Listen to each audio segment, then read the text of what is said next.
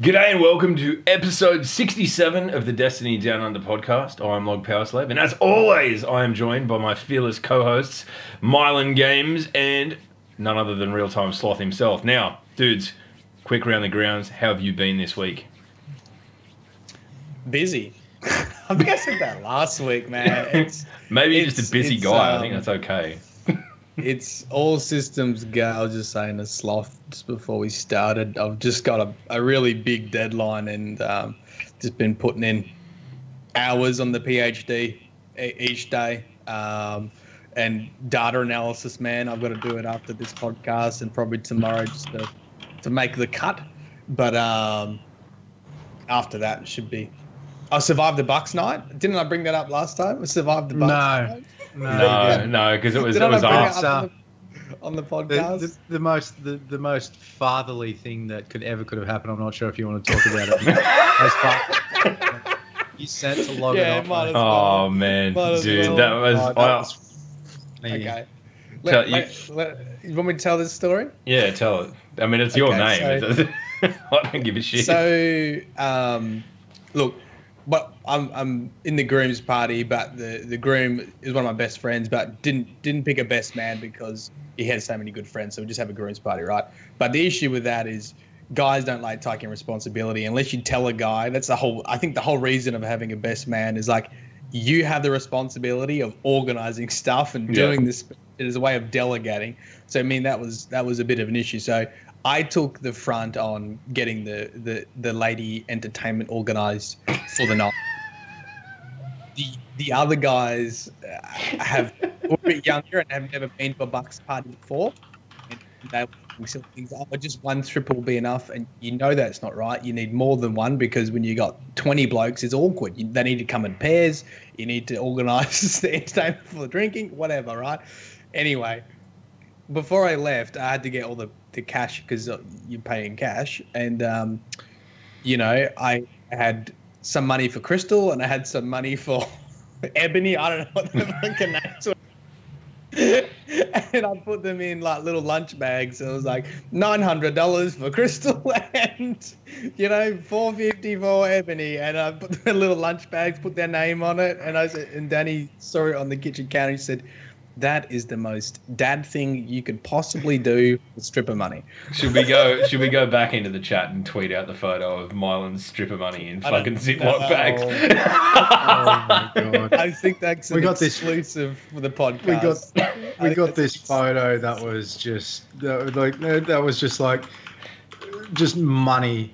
Just the money for Brandy for bloody Crystal and Sapphire or whatever they're fucking.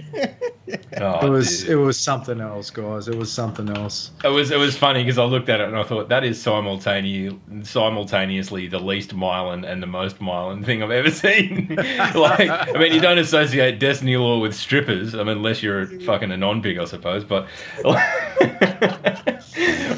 but then the preparedness of to have it in a fucking Ziploc bag with the the name and everything written on it and the amount, and I'm like, fucking hell, Matthew. You're going to be a hell of a dad one day, I can promise you that. That kind of organisation is sorely required for parenting, so good job. Good job. Good job. Well done. All right, Slothy, how the fuck are you now? I've not been well. If you follow me on Twitter or if you follow me, you're in my Discord. I've not been well. I've actually got an ear infection from an abscess in my left ear, which has caused me to go completely deaf in my left ear, which is always fun. So they've got me on some pretty strong painkillers and they've got me on some pretty strong bloody steroids to try and get the swelling down so I can hear again. Because in this ear, on my right ear, I've only got 20% hearing. So it's interesting to say the least because I'm more deaf than usual. But outside of that, I'm all right. I'm well. I missed Thursday and Friday streaming. Hopefully we'll get back into that tonight. But it's pretty swollen, it's pretty sore. But outside of that, mate, it's been good. So the ultimate practical joke would be to go into your PC settings and change it to left ear output only. Left ear mono. You come near my You come to my you come here anywhere near my computer, Matthew. I will smack you up the side of the face with a fucking cold spoon.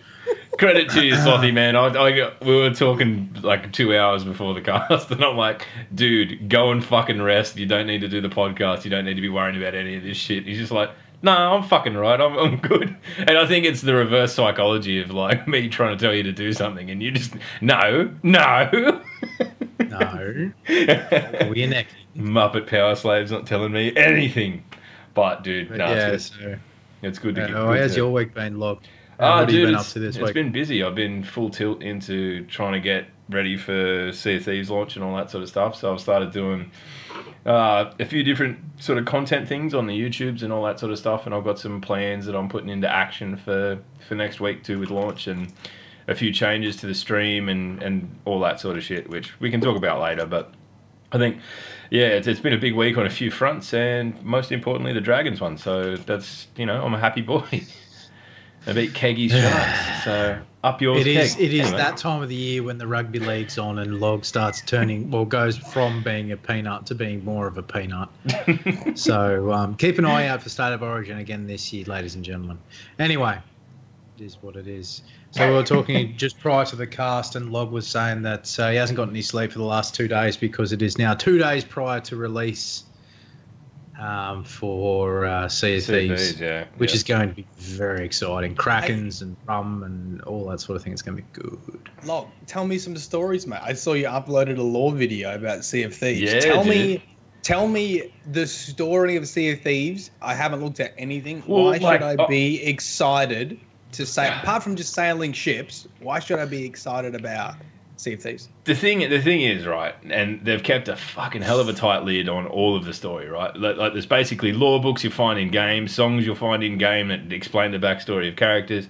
There's the whole book that they're selling that comes out concurrently with the game that literally no one's managed to get a copy of yet, which fucking amazes me. Like there's been no leak, and I thought this will leak for sure, and people will be putting out lore videos about everything before the game even comes out, but there's been none of that. So honestly, I like, from the scant sort of shit that I can put together, I made a lore video on a character called Captain Flameheart, who is one of the skeleton lords. So he's one of the big bads, but it turns out that there's a bit of conjecture, like looking at it now, because the Tales of the Sea of Thieves book is written by Captain Flameheart, right? He is the main author. But Captain Flameheart is a moniker that 2 generations of people have held. So his father was Captain Flameheart, and this guy's like, I've decided I want to abandon my life as a tax accountant or whatever boring shit he was. He was like a scribe and a scholar. And I'm going to go out, I'm going to be a pirate, and I'm going to call myself Captain Flameheart, just like my dad. So now it's in this thing where, I open-ended the lore video by saying, like, I really don't know that much. I'm just going to have a bit of a speculate on what I can put together. And then that sort of tidbit of information came out 2 days later. I'm like, fucking damn, man. Like, I wish they did that? Yeah, it's just like little leaks and stuff. But it's cool because it's, no one really knows anything. As to the Sea of Thieves itself, they refer to it as a place that, it exists in the real world. It's like, but it's the place that's in the crinkle of the map, right? So it's not like, it's some fantasy universe entirely. There's characters that are British, there's characters from, the Indies and all that sort of stuff. So I kind of think that it's, it lends itself well to being able to sort of characterize or identify the characters anyway. It's not like they're all just randoms and that they come from places that and things like that. So is there information on, like, I know this was a big, and I haven't been following it because I know this was a big question, like, when the beta came out, like, yes, it's a hell of a lot of fun, but, like, what do you do apart from goof around? Like, is there a campaign, so to speak, or do we not know that information yet? Honestly, I think they've kept a really tight lid on that too. Okay, how much of a story there is that drives you through your progression is yet to be seen. But I think ultimately the premise of the game is that it's meant to be kind of jump in and play, and you know, like you can jump in, you can play, and everything you unlock is effectively, you know, cosmetic more or less. So there's no barrier to entry, but at the same time, your progression is all tied up in your appearance and, you know, like your ship, all that sort of stuff. So there's no real like hard level, like, you know, it's not like Destiny. You come in on the ground level and you go into the Crucible and you get stomped because everyone's got better guns. It's different. It's holy shit. Yeah. Rustling. Good, man. But yeah, I don't know. I think it's one of those things that the time will tell. And like, understandably, people do have reservations about it, whether or not it's going to hold their interest. And that we'll bring that up maybe a little bit later on in the cast, as you know, we'll talk about the perceived value of open-ended, open-world games. But you know, I mean, compared to classical titles. I think anything like that. Like the thing is, campaigns have a start. Yep. And they can be good based on that. Like that was a great campaign. I enjoyed playing that game, and then you might put it down. Yeah. Something that has a PvP element or open world element, I guess, has opportunity for ongoing play. And I think it sounds like it could. You know, maybe you get through the campaign of Sea of Thieves, and then it's all about, you know, can you upgrade your ship, how do you get stuff. If people enjoy the battle and sacking a ship, it might come down to the enjoyment of that sort of competitive side of Sea of Thieves and what people can make of it, I reckon. Yeah, I mean, look, at the end of the day, it's something that I've jumped into and I've played in every stress test and beta they've had and 2 alphas. So, like, I've pre-ordered it, but I've got 50 hours of entertainment out of it before it's even released. So it's a safe bet for me, you know, to be able to progress. And, you know, like, I understand people's reservations, but I mean, if you're on the fence, there is, as I make the mistake as raised in the chat, that you know, you can just subscribe to Game Pass for $10 and get it for a month for that. So you don't even need to stump up the bloody full asking price of it. You can literally just it's in Game Pass from day one. So straight away. And if you want, I'm giving one away later in the week. So there's that. Self-promotion on no, community it's not even channel. self-promotion. It's this other podcast of dead shit Australians who are doing it, but we'll leave that alone for now, I think. All right. So before we get into too much other gaming and all that sort of thing, ladies and gentlemen, we'll get into this week at Bungie for the 15th of the 3rd. Basically, it's very short this week, ladies and gentlemen. There's not really a lot of news that's come out of it. The faction rally starts up again on 10 a.m. Pacific Standard Time on Tuesday, the 20th. If you check out the weapons, got New Monarchy shotgun, Dead Orbit shotgun, and a New Monarchy shotgun, a Future War Cult shotgun, and a Dead Orbit, what seems to be an SMG. And then you've got all the details in regards to anyone pledged the winning faction, pick it up for 1,000 glimmer.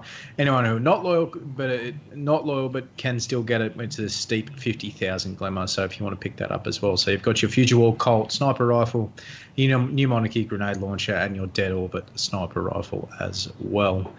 And ladies and gentlemen, they really want to get into the point where this is your last chance for earning ornaments for Season 2. Earning them, case in point, earning the ornaments, I'm sure that they'll come back as some sort of cosmetic microtransaction, because that's what Bungie do. And no, I'm not throwing them under the bus for that. They can do that. That's fine. People who want to spend their money on microtransactions and all that sort of thing. They won't put that into We're not going to get back into that again. Say again, sorry? I don't think that's there to stay as earnable. I don't think they'll... So they say it's the last chance for earning ornaments for Season 2. So if you're missing anything, mate, you make sure to grab it before Victory Weekends on April 3rd. If you're missing any emblems, you'll need to pledge to the faction you're missing before March 27th. And after that, faction raiders take some time off while we work to make the event even better. A few bullet points that they want to get across. Pledging to a faction should be a meaningful choice. This is the reason why they're taking a break. Rewards should not be time gated. Faction rallies should provide a unique gameplay experience and not simply just be a reward layer on top of the existing game. I don't know how they're going to, like, this is just me here. I don't know how they're going to move forward with that, i.e. with the reward layer or anything like that. But that's cool nonetheless. I'm glad that they're moving towards that sort of play style and game style. The event should grant additional insight into the faction lore and goals. No. Bungie, you're not allowed to use the term lore anymore. There is no lore. Yes. There is no lore in Destiny anymore, guys. And flame me if you want in the YouTube comments, but really, honestly, there's no lore in Destiny anymore. It's not lore. It's wives' tales. What did they say about lore? Sorry, I missed that. It says the event should grant additional insight into faction lore and goals. Oh. Again, there's no laws per se. Matt's like, video! But where? What? On the lore tabs? Oh, yeah. No, who knows, man? Who knows? Yeah, I mean, it's an open-ended. And it should be built upon player interest in the lost sectors and armor ornament objectives. Again, the whole faction rallies and all that sort of thing, it's never really interested me. It's never really interested me going and farming tokens. It never did. It never did. But I know a lot of people that really got into it. I know Log on the first faction rally, you did the whole running around and getting the things, getting the things and all that sort of thing. And Matt, I'm quite sure that you did it too. But no, I never. I'm like you, man. I never really got into. I don't know why. I never got into the faction. Yeah, I don't know. I don't even know why I did it the first time. Now that I think about it, it must have been something that I was chasing, but I've completely forgotten. And it was obviously really fucking important for me to have completely forgotten about it 2 months down the line. But yeah, I don't know. I mean, I think they're right in, like it sucks that they have to take a piece of, recurring content out of the loop for a while to get it right. But it is encouraging that they're looking at it going, look, this is just a pretty weak offering as it is. It's just go and do what you're doing and pick up the tokens and turn them in, and then you might get more shit. Like it's a pretty weak fucking. They're exactly right in saying that it's just a reward layer on top of the existing game. Yeah, if they can come back with some way to make it some kind of diverse experience, and make you invest in your faction, like emotionally invest in your faction. I honestly think it should be one of those things that you pick once and that's it. Like, it's not, I'll just flit around and pick whichever one I feel like this month. No, just you at character creation assign yourself a bloody thing, right? And then that's it for its life. So, I don't know. I think it's definitely a move in the right direction for them to be really looking at it hard. And, it sucks that we're going to lose it for a little while, but happy enough with it. Well, I mean, if they're going to improve it, they're going to improve it. But, time will tell with the... whether they actually do make improvements. That's the thing. That's the thing that a lot of people are sort of a little bit on the fence about in regards to returning back to Destiny 2, is if they can make improvements to it. But again, we have spoken about this at length. Please go back through and watch our numerous 66 other videos in regards to Destiny on what we get, the thought process and all that sort of thing about it. And that's really about it for the news, guys. Like, there's a few really, really good movie of the week. So the drum remix of the movie of the week of Destiny is very, very good. I do highly recommend it if you're a percussionist, a musician, or if someone that just enjoys that sort of thing. It's definitely worth giving a look. And then you've got your usual PvP and PvE moments as well. Not to sound like, I'm not trying to sound like an arsehole, but in regards to the movie of the week, that drum remix is probably the most interesting thing I've seen for a while. So there you go. There was one last week that had someone else's fucking stolen thumbnail used, and they gave it fucking movie of the week, and they'd used someone else's. I think it was DPJ maybe. Like, come on. Yeah. They must be scraping the barrel a little bit, but that drum one's fucking unreal. I really enjoyed that, and that's good on you. Nice. Yeah. So, ladies and gentlemen, in regards to the podcast format, we've had some words. We're going to go down a little bit of the untraveled path, the road less traveled today, and we're going to talk about some other games, some other things that interest us. Further, starting as we all three of us are quite heavily involved in Twitch. Anyone who's around this community knows that I stream nearly every day. Mylan used to stream every day, but he couldn't do the PhD, the YouTube and the Twitch all the time. Log streams when he streams when he can. And that, there's some upcoming changes for the three of us that are pretty sort of incredible to think about. But the thing that we really want to cover off on, ladies and gentlemen, is the Ninja / Drake Fortnite duo stream that happened 2 nights ago for us. Which is absolutely incredible, not only as content creators on this platform, but as people who view Twitch or who have been a part of Twitch for as long as we have.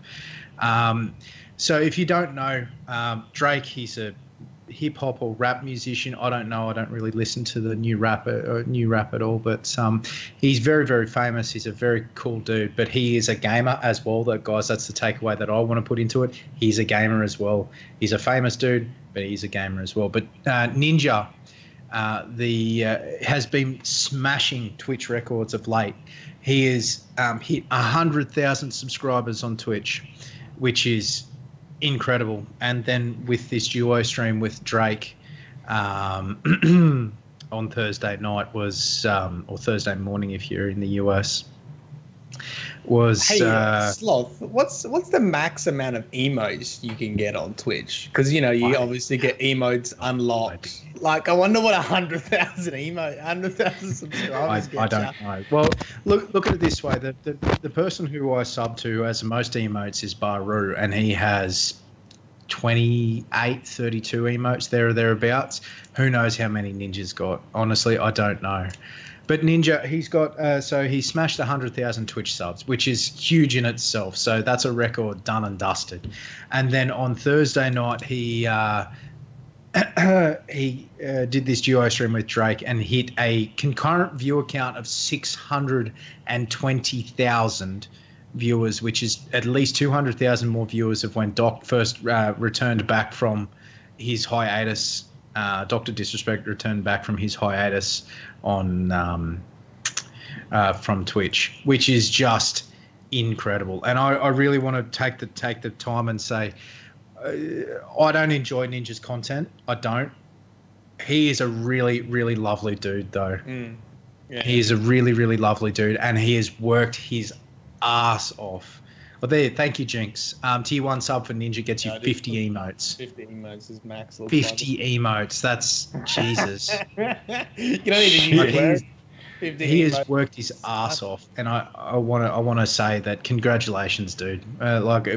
Whether this comes across you or not, I want to give you my heartfelt congratulations on how much hard work you've put in and how much has been playing off for you. So really, really well done.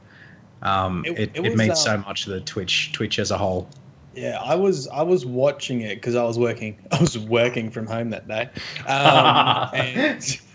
and I don't know, for some reason I actually it was on the Twitch homepage or something like that because I'm not following him or anything, and at that point he had 100,000 people watching or something, and I think that's pretty regular from what I've seen. Like his regular audience is fucking massive. And then, I saw it go from, Drake just messaged me or something like that to play a game of Fortnite, because I think they had already been speaking about just playing a game together. And it just progressively got insane because he's like, he's installing now. He's installing the launcher. And I think he had Fortnite, like the developers on Twitter too, within the DMs, and they made an account for him, and because they got some other people in too who didn't have accounts. They did everything. They linked their accounts, did everything on the back end, and then to make it happen. I thought, can you imagine that? Like the Fortnite creators going, this is going to be fucking huge. Let's get rid of as many barriers and make sure that this happens as possible. And just being on the other end of that and like, okay, yeah, we'll make your account. We'll link your Epic account. And it was funny. It was one point. It was like everything was done, and Ninja was like, "Yeah, dude, just literally turn your PlayStation on and log in, And then Drake was like, "Yep, cool, be there in 20 minutes." And Ninja was like, I thought he was so fucking keen, and he just plays it like, yeah, I'll be there in 20. Like this, at this point, it's like creeping up to like 300,000 people waiting and watching and like waiting for Drake to appear, and he just plays it super cool. Yeah, man, I'll be there when I'm there. Hey, I mean, at the end of the day, like it was an incredible thing. It was absolutely incredible. It was crazy to watch. Yeah, it was really crazy to watch. It was very, very, very incredible to watch. And a lot of people, I want to say that I post this happening. A lot of people on Twitter from a lot of mainstream media, old media, and all that sort of thing, where people are like, Twitch doesn't mean shit. It'll be gone in a few years. Blah blah blah blah blah. Yeah. Just let the man have his moment, dude. Honestly. Well, I think why you got to it's- shit on people? Like, I think Like, that's, just let him have his moment. He has worked his ass off for God knows how long. I think he's been on Twitch for as long as since before it was Twitch. It was when it was JTV. You know, like, just let him have his fucking moment, dude. There's no ifs, buts, and maybes about it. I don't that's think incredible. people can fathom that on a Wednesday night he essentially sold out 4 stadiums. Do you know? I don't know how many stadium. How much do you hold in a stadium? Like, well, dude, the 80 to biggest 100,000 people. the biggest 80 to stadium in 100,000. Australia holds like what 98,000. Yeah. Right. So he had 6 times that amount on a Wednesday night, and it was late. It was like 4 a.m. for the US too. It wasn't Yeah. peak time or anything. So I think people who are not in the industry have a hard time fathoming, like, working out how did that happen.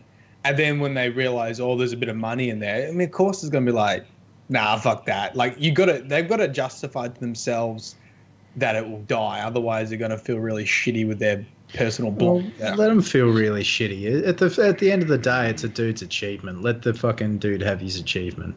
Yeah, dude. At the end of the day, I mean, it's just how people many- judging how many what they oth- don't how many understand. It's human How many other fucking nature. broadcasters can say on this platform that they've played with Drake? Yeah, I mean, I Fucking love Dawadi. I love how that level. It's weird to see it, like, because I think a lot of people think that they put musicians and actors on a different sort of level, and even the most popular, like, streamer or YouTuber, I think a lot of people in the back of their minds like, oh, well, that's just Twitch, that's just streaming, that's just playing video games, it's not important. And then all of a sudden you get someone like Ninja that's just carefree, go lucky, yeah, cool, we'll play a game. And you get someone like Drake that's like, hey, I'm a gamer, well, let's play together. And it really, people sit up and go, oh, maybe I've been sort of underestimating gaming or underestimating that industry, and maybe they're not so far apart. And, like, shit, I should pay attention to this. Gaming can bring a lot of people together. You know, like, and that's the thing that, you know, that I've been preaching for a while. Anyway, regardless, Ninja, well done, man. That's incredible. That is absolutely incredible. It does and just go to show how fucking Fortnite is just absolutely slaughtering at the moment, right? Oh, let's Like- talk about that. Dude, Yeah, the yeah, NRL, yeah. the NRL last week, the sport that I watched that most people won't know what the fuck it's on about. Players were doing post-try fucking celebrations, like bandaging your arm up in Fortnite and shit like that. And I'm talking like, it's one of the biggest sports in our country. Like, it is probably the biggest sport in Australia. It's a multi-million-dollar industry. These dudes get paid a shitload of money, and they're out there carrying on like fucking Fortnite characters after they, score a try. I thought, like, it caught me off guard. I'm like, what the fuck? So, Really? if you want to think that, like, gaming is just some little backside industry that, it doesn't really matter, dude, I think you're sorely mistaken. Yeah, I'll shoot you the clip of it. Well, There was when Ninja was doing it, they had an NFL player. So that's what Snake's saying. So we're getting cultural wires crossed here. So we're saying the Australian NRL had players doing Fortnite emotes on a touchdown. But what also happened with Ninja is he had NFL player Juju or something with Drake and another rapper Travis. So yeah, like, it's gone across cultures too. When we've got professional teams doing the same shit. Like, to the point where on news.com.au, there was an article explaining to people what the fuck Fortnite was, because they're like, why are all these players doing this? We don't understand. And then there's like all the old people with their pitchforks going, it's stupid, ban this Fortnite rubbish. And I'm like, what the fuck? Like, let him do what he wants. No one complains when someone hops up and rocks a friggin' baby because they've just had a child. Like, just shut up. I mean, if he wants to do it, he looked like a dipshit anyway. He looked like he was... I'm not going to tell you what he looked like he was doing, but it looked a bit weird. But with like the Fortnite success, right? So, and maybe you guys know, because I'm not 100% sure, because I knew that crossplay was like activated in Fortnite at one point, but then they took it back out. But now it's back in. Is that right? Yeah. They're working crossplay between all consoles and certain mobile platforms have now been activated. So, I mean, I'm pretty sure he was playing with people on PlayStation for, I think they were on PlayStation, right? And, you know, that's got to be, what a great, and I think you can play people on Xbox and shit too. It's like completely cross-platform. I think they've got a few steps to get with the Xbox. There was a release that I saw very early this week, so it may have changed since then. I'm not speaking from a place of knowledge, but I know that they're investigating it, and ultimately the end goal is that it's completely, you know, crossplay. Which for us as gamers, and you know, especially when we look, the way we looked at Destiny 2's release and the way it shaped that, it is a fucking huge play for the industry. Because if it goes on and kills it, and there's no like real blowback on any particular console, it'll pave the way for other games to be doing exactly the same thing. Exactly. I hope that developers are seeing this model and seeing how it works and going, okay, we should make it play. How about playing it on your fucking mobile? Yeah. So I spoke to a few the last friends thing I need when that first came out. Is that it's because it's crossplay again. So only certain you had to register for the Fortnite beta, the mobile beta, and all that sort of thing. But so Sazio, who we've had on the cast, and another friend of mine, both said that it's a little bit janky on the controls and it definitely needs some work. But for people who like to sit on the shitter and have a have 20 minutes where they go and play a game or watch a YouTube video, that's I don't know. Where are we dropping, boys? Flush Factory. Let's get there. Like, I can't imagine you getting on mobile and expecting to win, but it's gonna fucking be if you're in a position where you're bored and the only thing you've got on you is your mobile. Yeah. Like, why not? I'd give it a go. Whatever. I'm not really going into a game of Fortnite expecting to win anyway, so you know. It's legitimately like some people play to win. Other people, like the three of us, who lack the skills of winning consistently without being carried by Polar or other anyone else. people. Yeah.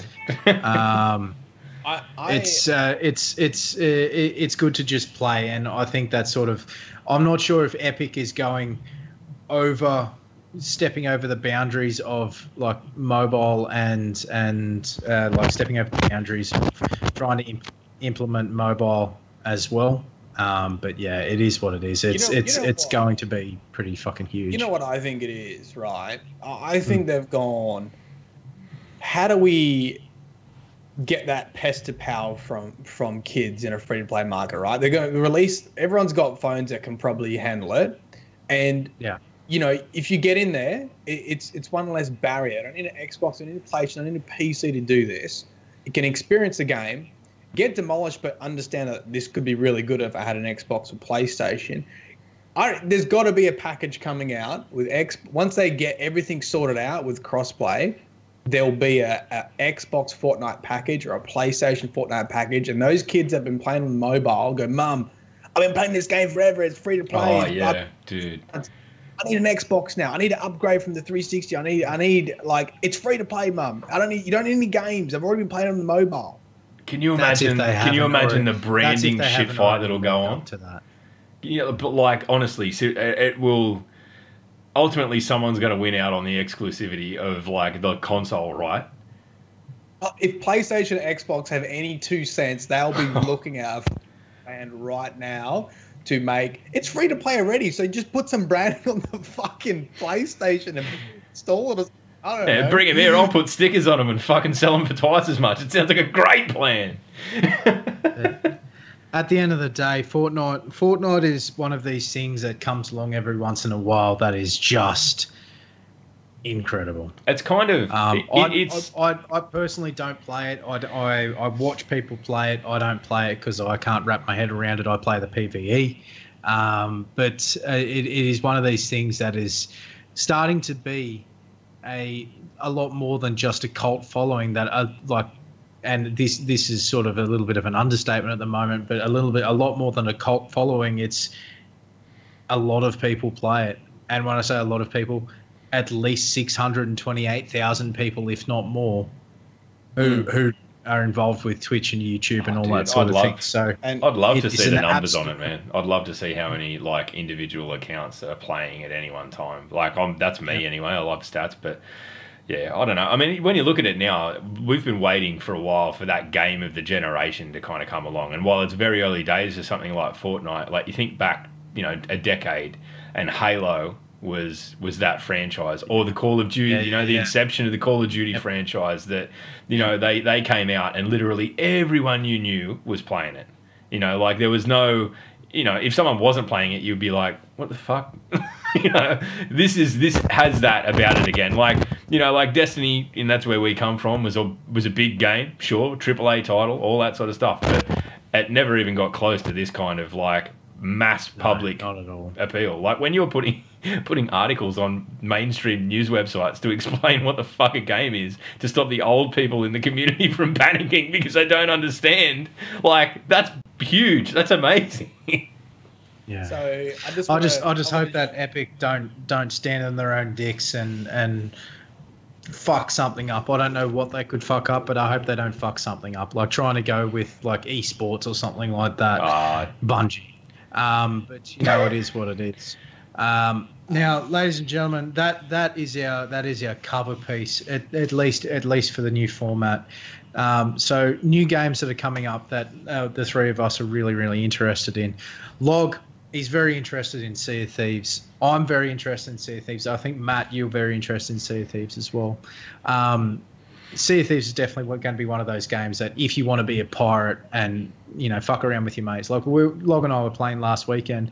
We were playing for, 5-6 hours? And it was just like, yeah, dude. Yeah, let's get it's drunk. So hard to turn off. Let's get drunk and just sail around the seas and just, be general pests. And that was the thing that we enjoy. So Sea of Thieves comes out for...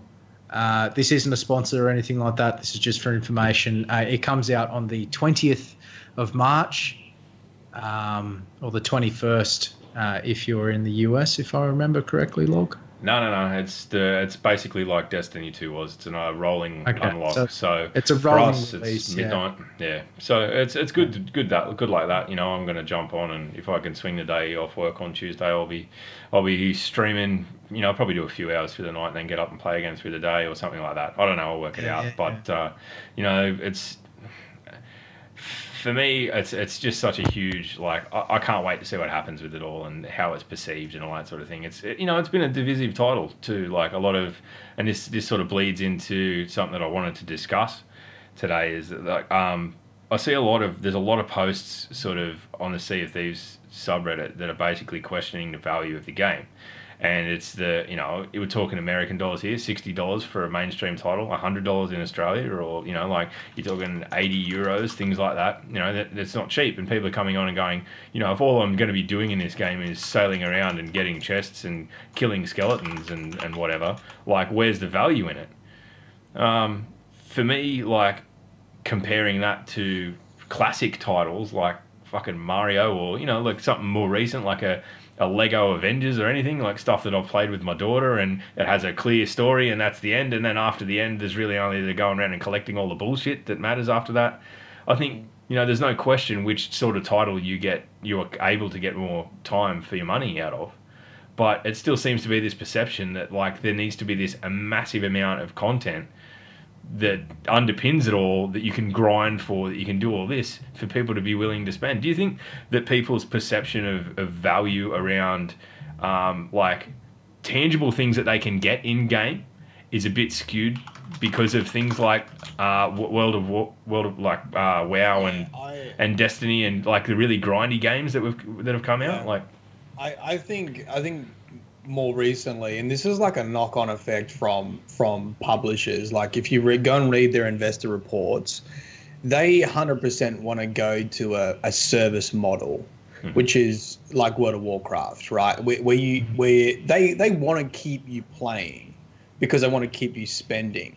And, you know, there has been outliers to that, you know, that have had really good single campaigns. And for a moment, it's sort of like, you know, single player campaign's dead. And then you have things like, you know, Horizon Zero Dawn that have smashed it, right? And that have had single player campaigns. But for a lot of the time, there is a push to, you know, a service model, and that has microtransactions or something like that. And that's sort of where Destiny fitted in as well, that they had loot and they had, you know, they want to keep you coming back and keep you playing. And so a lot of people now, what they consider to be value for money is a game that's like that, where you can play it for 100 hours rather than you know, a single campaign. And it's sort of a weird state now where you've got something like Sea of Thieves where we don't really know where it sits.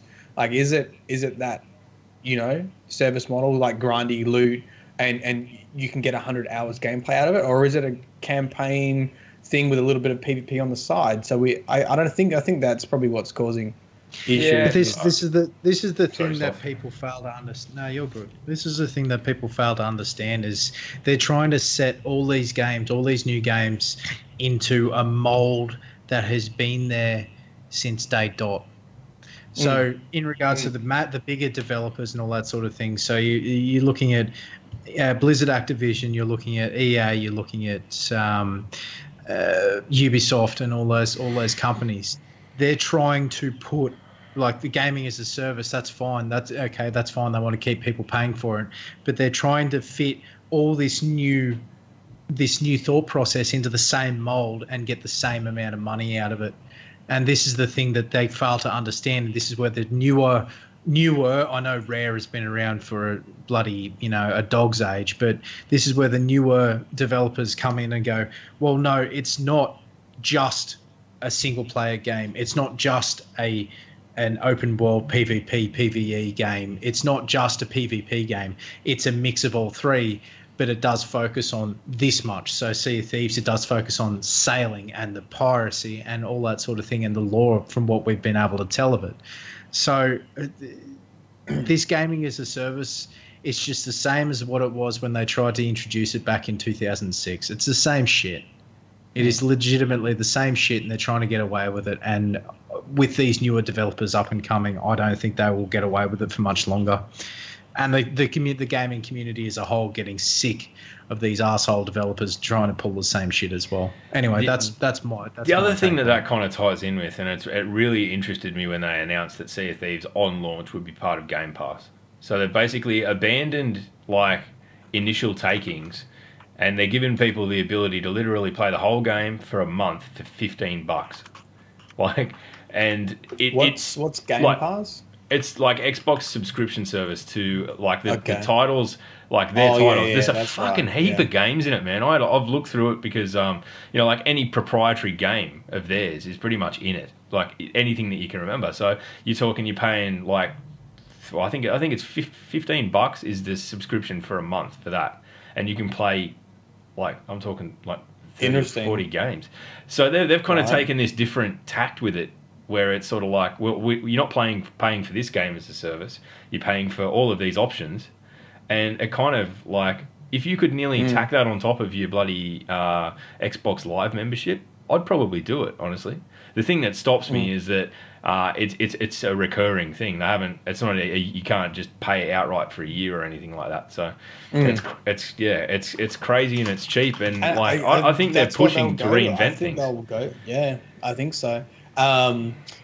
The other thing I had a thought about, Sea of Thieves is they should look at Fortnite. Fortnite has moved so quickly with keeping that player base going. Like, with the game modes, you know, like what are they, 50 versus 50, 20 versus 20, gold edition with only like epics or legendaries, whatever they call them, that come out, new skins. Like, they've been really quick on the ball with just adding new and interesting things. And I think something like Sea of Thieves would probably benefit from that. Like, imagine if you could, you upgrade your cannons, you get like a fucking octopus cannon and you shoot octopuses. Like, you know, like just add shit like that. And people are like, oh, I want to get back in there. I want to find that chest and like get that upgrade or whatever. But they don't. The one thing that the Rare and developers need to understand is they don't need to reinvent the fucking wheel. Yeah, and that's kind of like the subtext of it all is that, like, they're like, oh, this game's just like fucking Black Flag. And I'm like, it's not in any way like Black Flag, but it's, you know, it's pirates and that's fine and people make that thing. But like, touching on that point, Matt, I think that in Rare's favour, they do have, like, they're a Microsoft-owned subsidiary, really. Like, they've been owned by Microsoft for a long time, and they've spoken in like press releases and stuff, basically saying that they can implement things into the game a lot quicker than normal, because they have basically a trust system that Microsoft, you know, they don't have to go through the same certification process as an outside developer. So, I mean, that's one point of it. That's like they have the ability to put things in quickly. The other side of it is being able to do what Epic are doing now and fucking make things quickly and create like dynamic experiences that people want to invest in. Do I think Sea of Thieves is capable of doing that? Fucking oath I do. But ultimately, the proof will be in the pudding. It's such an open sandbox. They could do anything. They could. Oh, guess what? They could literally go battle royale on it for a weekend. Like, and I think you have to be in this circle, otherwise there's a storm. Like, you know, dude, battle royale on Sea of Thieves would be crazy. It'd be fucking stupid. No, I reckon it would be. I honestly. But even it's not going to be a persistent mode. Like, just do it. Just fuck around for a weekend. And I think that's what Fortnite did. Like, and I think the reason why they could be successful is they had the foundation already. They had everything working already. So they didn't. It's not like PUBG where there's so much broken shit that you can't experiment because it just breaks more stuff. Like, I get the feeling that, you know, Fortnite had a solid foundation and they were just free to experiment and go, you know, did the 50 versus 50, it didn't actually work that well. Oh, well, we just did it for a couple of weeks or whatever. All right, let's try 20 versus 20. Let's try gold versions only. Let's put fucking miniguns in. Let's put dance balls in. Let's put campfires in. I feel like they had a foundation that they could just add stuff to and what the audience likes. And I think Sea of Thieves, from what I've seen, like, I feel like they've got a real, as you say, they've got a good foundation. I just think it's going to be how quick can they, you know, keep up with their community and keep that momentum going. That will be key. Well, it also seems that the Rare aren't under the whim or aren't under the boot of Microsoft either. It's just Microsoft are giving them a platform. Yeah, they are. To put their game on, and Rare have just gone, yeah, fuck it. Let's go. Yeah, I mean, at the end of the day, they're all one and the same big giant entity. But Rare in itself has this kind of tone, and like literally, it's from the top down. Like, I mean, I've watched literally every bit of coverage coming out about the game, so I've got a fair handle on the character of the people that are fucking making it, and it just seems like it translates really well. There are like no professional voice actors in the game. They're all people that work at Rare, and I thought, oh fuck, that could be terrible, but I've played it and I've spoken to an NPC and there's not one yet where I've gone, oh wow, that was really bad or anything like that. You know, and then you've got at the other end of the scale Destiny that's just paying, oh, the dude from The Walking Dead does Shax's voice and says, you know, 1,000 lines that you never fucking hear. Like, what is the cost of that? Why are they doing that? You know, like, there's so much bloat in that, and I think, like, looking at it now, I think Destiny 2 got a little bit caught up in its own fucking, the hype of itself. Oh, it's going to be this massive game and all of that. I think that what's important with Sea of Thieves is that they keep that tone and they keep the open dialogue that they've had going. Now, there's been things that people haven't been happy about. Sorry, Sloth? It's not only Sea of Thieves that has done that either. Yeah. I mean, Fortnite have done that too. Like Exactly. you've got your Game Pass that you can go out and purchase, or you can work through all that sort of bollocks, and like feel free to unlock it as you go, and feel like you're actually achieving something outside of just sort of grindy.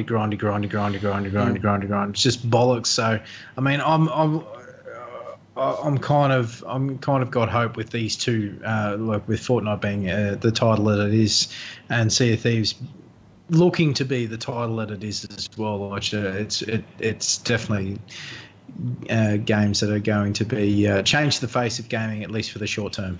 Hopefully. Now, speaking of changing faces, Milo and I have been playing a game recently called Escape from Tarkov. It is a beta from Battlestate Games, which are based out of Russia, I believe. It is a RPG-based first-person hardcore shooter.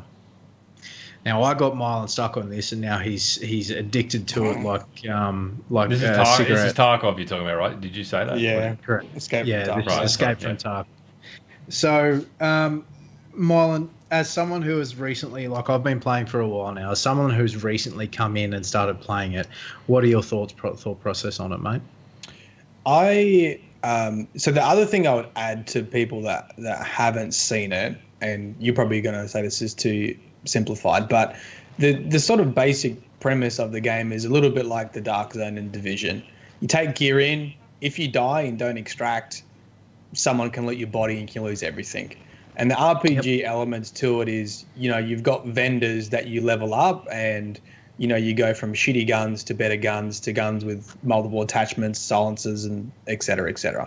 So you end up getting attached to your gear and you want to keep it, and they seem very impactful. Like if you're going with a pistol and no body armor, you're going to have a bad time for the most part. Yeah.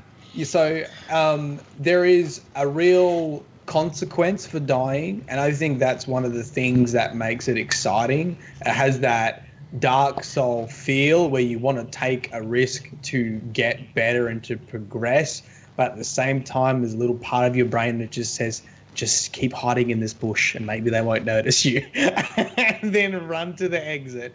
So yeah.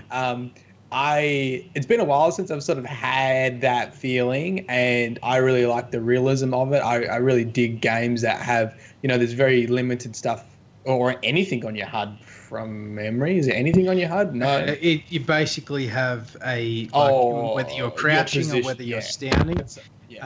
Whether you're crouching or standing or prone, and your walking speed, and that is it. Yeah. It is very minimal. Very, very minimal. So I think if you like games that are like that have this sort of consequence of dying, which you can get to a point where you've used all your guns and you have no cash, and you have to basically run naked into what they call raids, which is just a map, and try to get more cash and loot and just avoid people. Like if you like that idea of consequence with death, then I think this. And combine that with a sort of military style shooter, I think it is 100% a military style shooter. At this current point in time, it is in a beta, and a lot of the options haven't been implemented yet. So at this current point in time, there are 1, 2, 3, 4, 5, 6 maps that you can go onto. However, in full release, from the plans that I've spoken with the developers, that they are wanting to be completely open map. So you have to go in and clear a certain part of the map for it to become part of the open map. But you've got your stash and you've got your hideout, and you work out from there. So no one could come into your stash and try and jack you of your gear. But if you go out of it, they can absolutely smoke you where you stand. Now, the one thing that I do need to put to tell people about is that it also has how much. So it's completely realistic. How much weight you carry is effective on how quickly you can move. So if you've got like a full, proper body armor on with a proper helmet, full weapon, like your rigging is full, your weapon is full of ammunition, all that sort of thing, you can only move at half speed. You've also got to keep your energy and your food levels and your water levels up as well. It is completely immersive in that respect.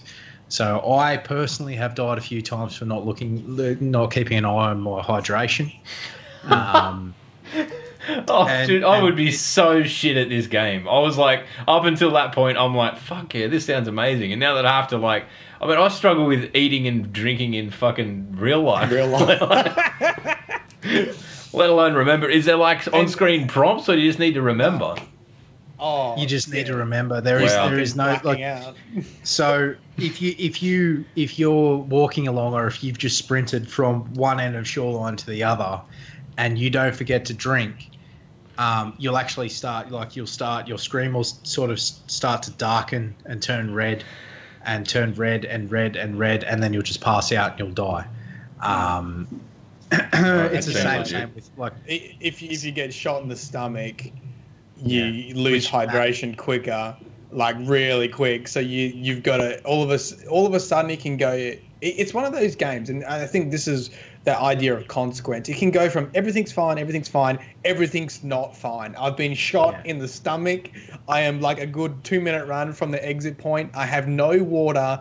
I need to kill someone and hope that they have a bottle of water on them so I can keep hydrated and get to the evac. And I think it's that intensity of gunplay, which I am, I don't have any military background, but it has that anxiety of everything's fine to holy shit, fucking buddy's got KO'd. I've got no health. My stomach's bleeding. I'm limping. I need a splint. But I've got all this good gear that I want to keep. How do I make it to the end now? Yeah, it's a choice, but it's action and consequence.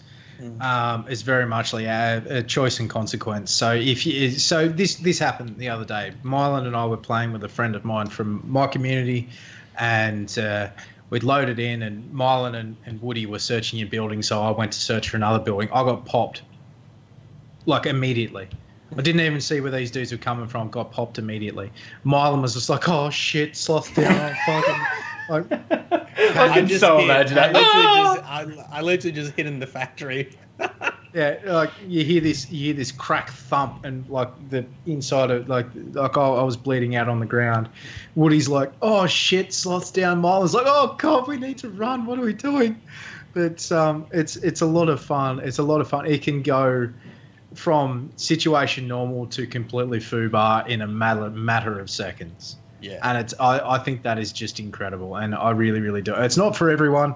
And in reply to what you said, Ratified, it is a lot. It is a lot of the elements are very similar to the Arma 2 DayZ mod, just without the zombies, honestly. But the developers are quite good with updates and all that sort of thing. It's a decent game. Yeah, cool. But Mile and I have been playing, really enjoying it, and that's that part of the cast, guys, is just something that we've been playing. So it's I think that it's worth just touching on the podcast as a whole. Honestly, we're Destiny dudes. It's how we all met, all that sort of crap. But right now, it's not something that we can continually labour on without being in any way negative, and we don't want to be negative. We just want to be able to talk about things we're genuinely excited about and genuinely enjoying. So, I mean, I understand that if you're here purely for Destiny stuff, then you're probably going to feel like you're getting a bit of a raw deal. I understand, maybe if you choose to tune out, that's also fine. But we're going to continue to discuss things that we are interested in or passionate about. And if there's anything that you are interested in or passionate about, please tweet us, turn up to an episode, write us, hit us in the YouTube comments, just talk to us, because we want to know what everyone else is doing as well. We're three different dudes, we enjoy three different things, and there's a world full of different people out there, so there's a million different opinions that we can get, and that's what it's all about. Sloth, I'll play Tarkov with you on one condition.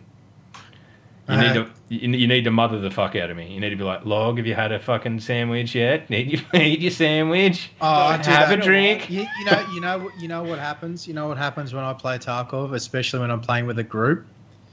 I go we spawn in, and we go, all right, we're going to go here, through here, and we're going to just keep our eyes on our heads on a swivel and all that sort of thing. We get to our first point. I go back to Sergeant Sloth instead of real-time Sloth, and it's just like, check your water, check your guns, keep your eyes on it, keep your eyes open, make sure you're looking out and all that sort of thing. So if you want to play Tarkov, go for it. I think I need this in my life. I will testify to Sloth being a good mother hen in Tarkov, because other games that we play like PUBG, he's more likely to fucking shoot rounds at me to see what happens and do dumb stuff to freak me out. But when I first went into Tarkov, I hadn't shot anyone yet, because there's also AI in the maps too, not just players. So there's a mix of players and AI. He's like, oh, there's an AI, Matt. So like, put some shots in him, and he's like, gun up, run forward, move up. And I was like, yay, I killed someone. And like, you know, got an AI without like getting blasted and like losing all my gear. So I can testify to Sergeant Sloth. Maybe not in other games, but in Tarkov, he helps out. I think I need this kind of realism in some form of my gaming life, because Sea of Thieves is absolutely the opposite. Oh, you die, absolutely. You go and stand on a fucking evil-looking boat for 30 seconds, and then you're back. No worries. There's no consequence. Just keep coming back. Fall off the boat, drown. No worries. Come back. I can highly recommend that game, but I can highly recommend Warhammer 2 Vermintide as well. Warhammer Vermintide 2, rather. That's a lot of fun. And if you like playing Fortnite, then more power to you. Fortnite is definitely one of those games, and that's a beautiful thing about it, ladies and gentlemen. And I think that's why we're sort of starting to implement more games into the cast as well, is because gaming breeds social interaction, and social interaction is really, really good. And if you can enjoy social interaction in gaming, mate, ladies and gentlemen, I believe that's probably one of the better things in life, especially in this current day and age.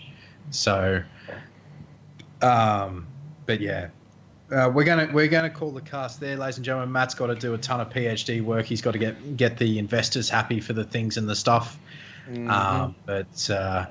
Guys, if you have any questions, queries, doubtful points, please chuck them in the comments below. If you're on YouTube, or if you want to tweet at us, as Log said, into games that you wanted, games or issues that you want us to cover on the cast or anything like that, please tweet us at DDU_podcast or at Mylan Games Log Power Slave or Real-Time Sloth. Yep. Ladies and gentlemen, thank you very much for watching for the Open Forum episode. Yeah, I think we're going to do more of this. I'm actually really quite happy with the way it all panned out. For a plan that was penned 20 minutes before we kicked off, it went pretty fucking well. Maybe that's what we needed. We needed to kick up the arse. But you know what, Matt? You're going to need a new law sign-off. You're going to need a new sign-off, because the law, what about the law is dead? Long live the law. Long live the law. That might be right. Long live the law. in memory of the law. All right, just do. This podcast is dedicated to the memory of Destiny's law. All right, we're out of here. It's been an absolute pleasure. We'll see you next week. Cheers. Bye-bye. Bye. See ya.